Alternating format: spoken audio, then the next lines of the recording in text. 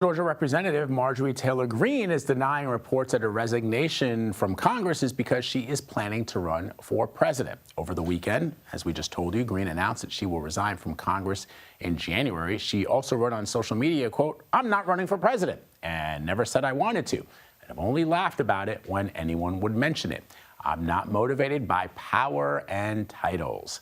Let's bring in CBS News congressional correspondent Nikole Killion. All right, Nikole, first off, let me ask you if the President of the United States has reacted to Marjorie Taylor Greene's resignation.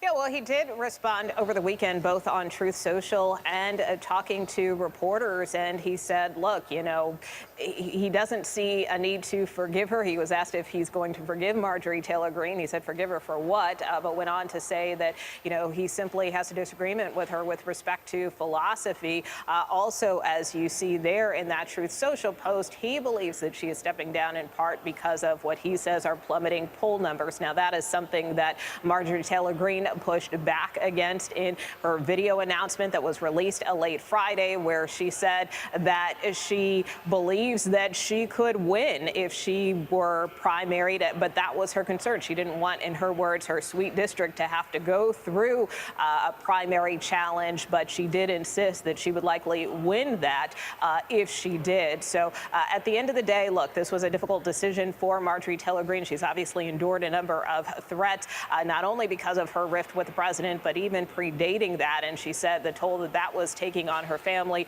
was certainly something that troubled her as well. But she continues to stand by what she says are America First policies that have been supportive of the president, even though at the end of the day, she disagrees with him on a number of issues, whether that's the Epstein files or other matters.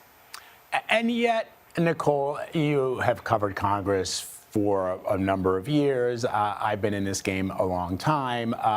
There are some who are suggesting that this is an attempt by Congresswoman Marjorie Taylor Greene to get ahead of the field of potential candidates for the 2028 nomination, the Republican nomination for the presidency. And so I wonder if you've heard from other members of Congress about that, speculating about that. And I also wonder if part of the decision to resign from Marjorie Taylor Greene had to do with the release of the Epstein files.